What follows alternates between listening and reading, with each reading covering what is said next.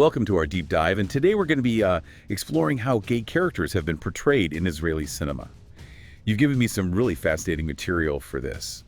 A mix of academic articles, film reviews, even some historical overviews. Yeah, it's a really fascinating topic. I think what makes it so interesting is that it's not just about film, right? We're really looking at how Israeli society as a whole has grappled with LGBTQ plus identity over time. Right, and we're going to start, I guess, at the beginning with the early days of Israeli cinema. And the outline that you sent me mentions this idea of creating a new Jew, somebody who was strong and masculine and, stood in stark contrast to the stereotypes of diaspora Jews. Right. That seems like a pretty loaded concept to be working with. Yeah, it really does. It goes all the way back to the beginning of the Zionist movement in a lot of ways, because it was, part of it was reacting against those stereotypes of the weak diaspora Jew. This new Jew was supposed to be, a pioneer, a soldier, somebody who was deeply connected to the land. Right. And, the cinema kind of reflected that. So it was about building a national identity, but also rejecting an image that was seen as, maybe emasculating. Exactly. And that had a huge impact on how masculinity was portrayed on screen. Right. And which kind of leads to the question of, well, how do gay characters fit into this whole picture? Yeah. Because if the ideal was this hyper-masculine new Jew, where did that leave anyone who didn't conform to that image? That's where things get really, really interesting, I think. Early Israeli films often did hint at homosexuality, but it was always sort of coded. It was hidden beneath, layers of symbolism and stereotypes. Like a cinematic game of hide and seek. Yeah, exactly. One of the recurring tropes was this sort of effeminate hairdresser figure, a character who often kind of served as a stand-in for more explicitly gay characters. It was a way of, whispering about something instead of shouting it out loud. It's interesting that they chose a profession that's traditionally associated with women. It is. It plays into those anxieties about masculinity, right? By portraying gay characters through this lens, it's a way to acknowledge their existence without having to directly confront the issue. So they were tiptoeing around a topic that was still very taboo. Precisely. A good example of this is a film called Fine Trouble, which came out in 1976. And it features this Italian hairdresser who can't even speak Hebrew. So he's already an outsider in a lot of ways. Right. And the film kind of uses his mannerisms, his interactions with the male customers to suggest homosexuality, but it's all very veiled. So his foreignness almost adds another layer of otherness to the character. Exactly. He's doubly marginalized, which allows the filmmakers to kind of explore this theme without making it the central focus of the film. So a subtle but clever way of engaging with something that's still very sensitive. Exactly. And then you have a film called The Hairdresser from 1984. Zeev Ravach, a very famous Israeli actor, plays twins. Okay. One straight, one who's coded as gay. And again, the film relies heavily on these comedic tropes. It's, it's avoiding a direct confrontation with the complexities of gay identity. So using humor to address a serious issue, it's a pretty classic tactic. Yeah, it really is. And I guess it reflects the norms of the time. Yeah. Homosexuality was something to laugh at, not something to openly discuss. Right. But even though these early films were kind of limited in how directly they could represent gay characters, they were still laying the groundwork for what was to come. Yeah, absolutely.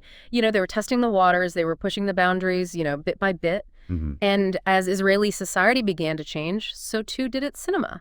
Which leads us to Tel Aviv and its emergence as this kind of cinematic haven for LGBTQ plus individuals. Right. What was it about Tel Aviv that made it such a powerful symbol of freedom and acceptance? Well, really interesting. I mean, Tel Aviv in a lot of ways became a counterpoint to that image of the new Jew we were talking about earlier. Okay. So whereas the early films really emphasized strength, rootedness in the land, Tel Aviv's represented a different kind of Israel, something more urban, more cosmopolitan, more open to new ideas. So almost like a rebellion against that earlier narrative. In a way, yes, absolutely.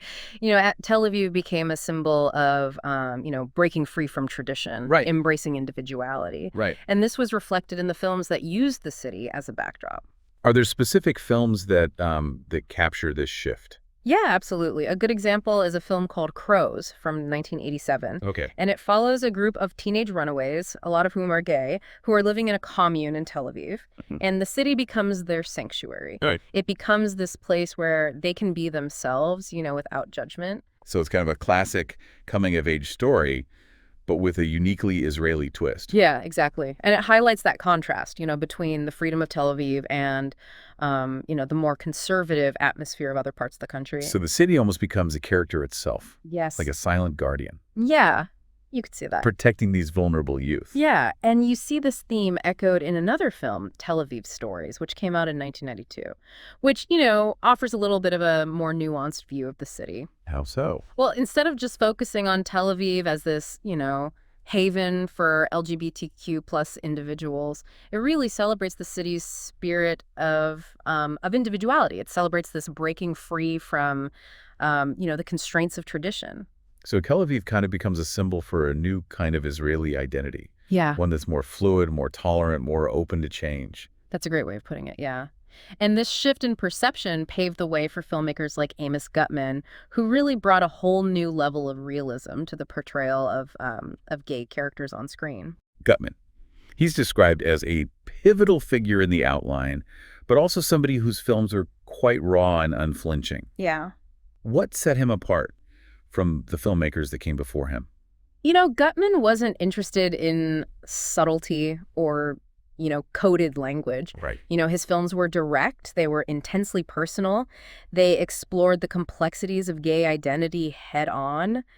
He brought the lived experience of being gay in Israel to the forefront, with all its joys and its struggles. So no more effeminate hairdressers as stand-ins. Not in Guttman's films. Right. He wanted to show the reality of gay life, the emotional depths, the challenges, and the beauty without resorting to these kind of easy stereotypes. What were some of his most impactful films? Well, there's one called Drifting from 1983, which is a semi-autobiographical film that follows a young gay filmmaker who's, struggling to find his place in Tel Aviv. And it captures this sense of, isolation, this yearning for connection, Yeah. and, the complexities of navigating a society that wasn't always accepting. So even though Tel Aviv was seen as this haven, Right. Guttman's films showed that it wasn't a utopia, Yeah. that there were still very real struggles for gay individuals. Exactly. He wasn't afraid to kind of delve into the darker aspects of gay life, the search for love, the threat of violence, the feeling of being on the margins of society. His films sound incredibly powerful, but also quite heavy. Yeah. Was there a sense that his work was received as, I don't know, maybe too dark, too focused on the negative aspects of being gay? Yeah, that's a good question, and it's something we should definitely talk about. But I think before we get into that, it's worth taking a step back for a second and thinking about what we've learned so far. We've seen how Israeli cinema, from its very beginnings, has kind of grappled with this question of what it means to be a man, what it means to be masculine in Israeli society, and how that ideal kind of impacted the portrayal of gay characters who often existed in these shadows, represented through code and language and stereotypes. Then we saw how Tel Aviv emerged as the symbol of freedom and acceptance, offering a space for, LGBTQ individuals to kind of find their voice. It's really fascinating how these films are reflecting not only the changing attitudes toward homosexuality, but also the evolving identity of Israel itself. Exactly, and that evolution continues, as we look at the filmmakers that came after Guttman, each kind of bringing their own, unique perspective to the screen. Well, I'm ready to dive deeper into that evolution. Where do we go from here? Okay, so we were talking about Amos Guttman and his really unflinching portrayal of gay life in Israel. His films were groundbreaking, but, as you mentioned, they often dealt with some pretty dark aspects of the experience. Yeah. Was there a sense that his work was received as maybe, I don't know, too heavy, too focused on the negative? Yeah, I mean, it's a valid point. Guttman's films were raw, they were honest, and some audiences probably found them difficult to watch. He didn't shy away from the pain and the struggles faced by gay individuals, especially, in a society that wasn't always accepting. So he was holding up a mirror, forcing people to confront a reality that maybe they would have preferred to just ignore. Exactly, yeah. He was challenging the audience to empathize with characters that were often, marginalized and misunderstood. But that's part of what makes his work so important, right? He wasn't trying to sugarcoat things or present, a sanitized version of gay life. Absolutely, yeah. His films were a call for honesty. They were a call for recognition, a call for deeper understanding of, the complexities of the LGBTQ experience. And it's interesting to contrast his approach with someone like Eytan Fox, who came onto the scene a little bit later. And the outline mentions that Fox achieved something that Guttman didn't, which was commercial success. Yeah. His films reached a much wider audience. They did. And I think, while Fox certainly didn't shy away from important themes, he often did so within a framework that was maybe a bit more commercially appealing. So he was able to bring gay stories into the mainstream. Exactly. Yeah. His films were often, I'd say, more polished, a little bit more genre-driven, and often had a more optimistic tone than Guttman's work. And I'm guessing that had a lot to do with his ability to connect with audiences, on an emotional level. You're right. He had a real knack for telling stories that were both entertaining and thought-provoking. One of the films you mentioned was Song of the Siren, which came out in '94.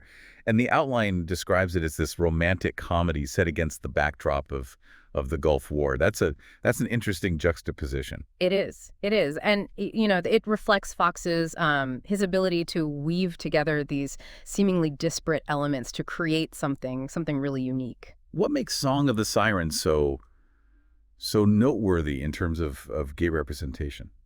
Well, it's interesting because the film doesn't explicitly feature any gay characters. Okay. But it does introduce this idea of what scholars call hybrid masculinity, which I find really, really fascinating. Like a hybrid masculinity. What does that even mean? Well, it's about blurring the lines between these kind of traditional notions of what it means to be a man, particularly in Israeli society. So challenging those kind of rigid, binary notions of masculine and feminine. Exactly. So the film features these male characters that are sensitive, that are emotional, that are artistic. These are traits that were often associated with femininity or even homosexuality in the past. And by portraying those traits in a positive light, even within, heterosexual characters, Fox is kind of subtly challenging those old stereotypes. Precisely. He's expanding the definition of what it means to be a man in Israeli society. And in doing so, he's creating a more inclusive space for LGBTQ individuals. It's like he's saying, hey, masculinity isn't this one-size-fits-all concept. Right.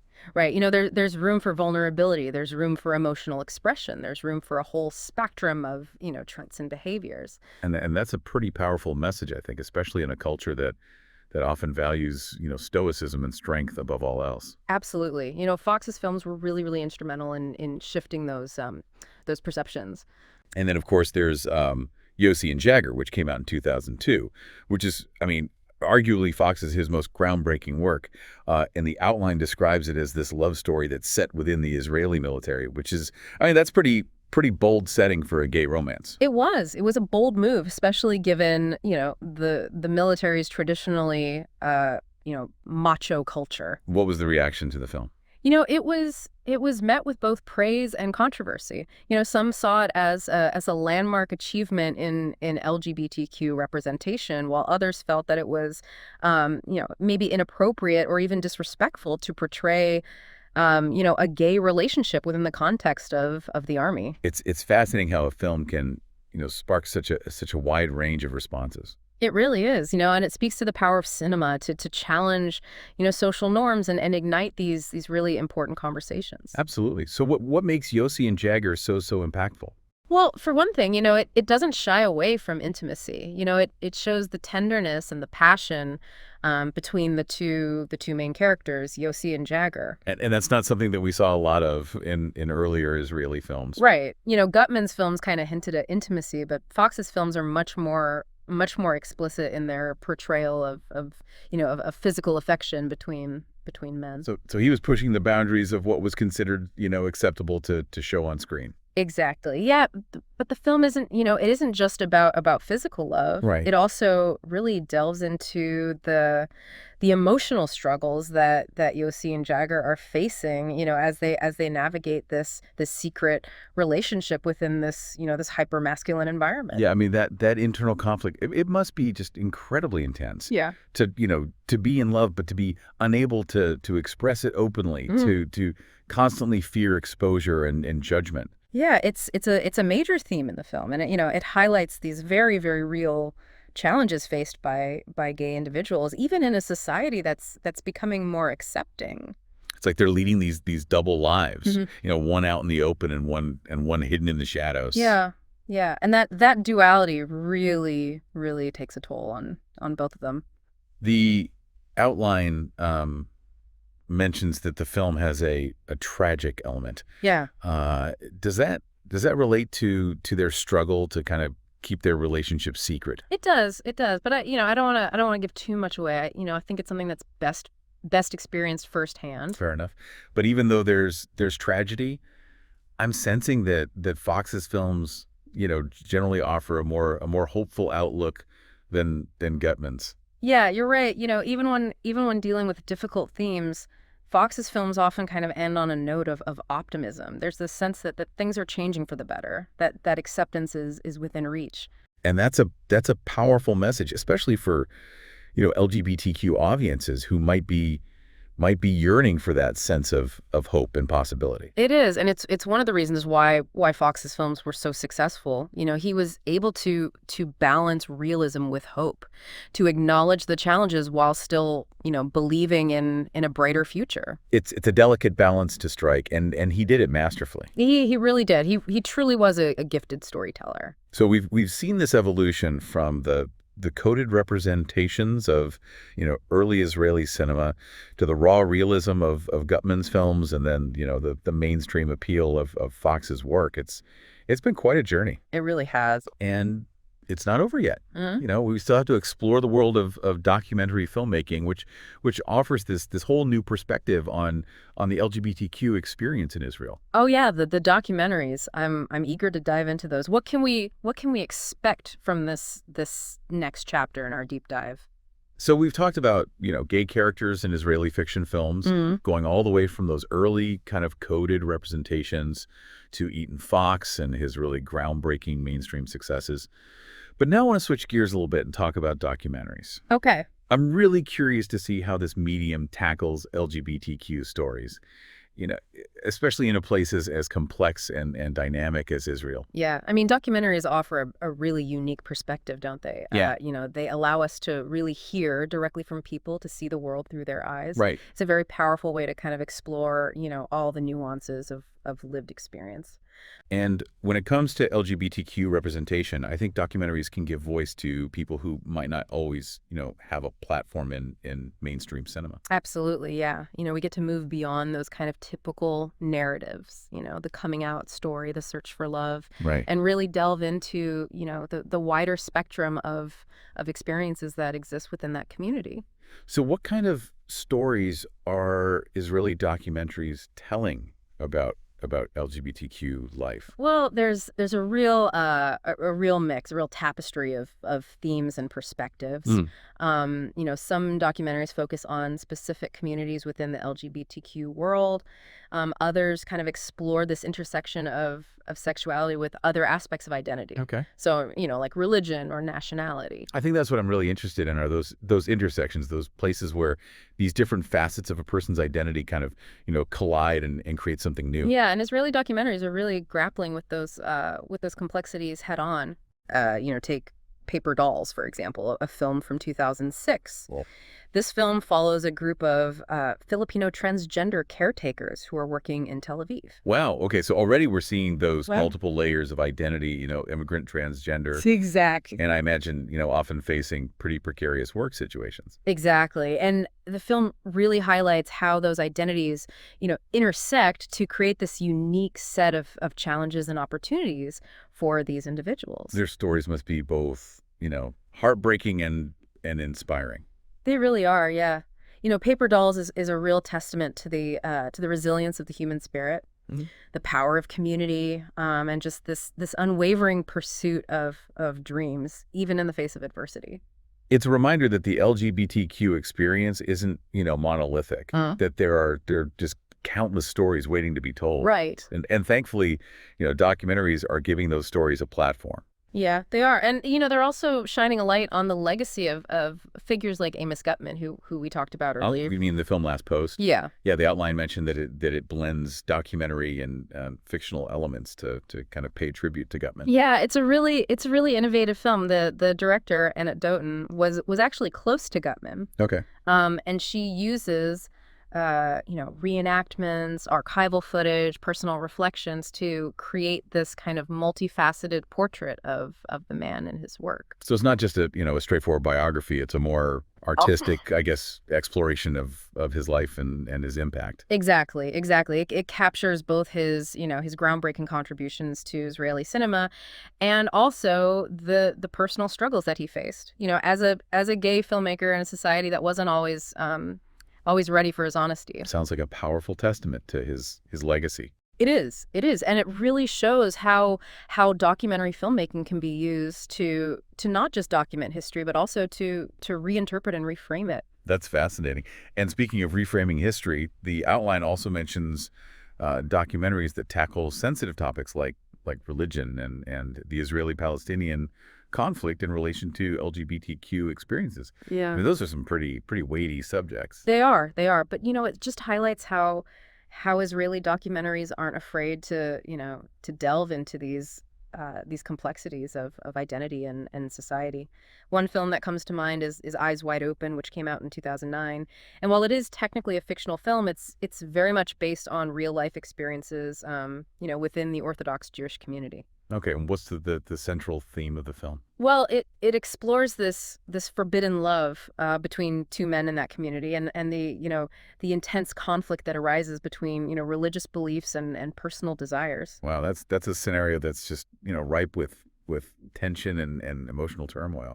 Absolutely. And the film, it doesn't offer any easy answers, right? But it forces viewers to kind of confront these really difficult questions about faith, about sexuality, about the struggle to reconcile what can feel like, these opposing forces within oneself. It sounds like a really powerful story, something that resonates far beyond, just the specific context of Orthodox Judaism. Yeah, you're right. It really speaks to that, to that universal human experience of grappling with societal expectations and personal truths. Mm-hmm.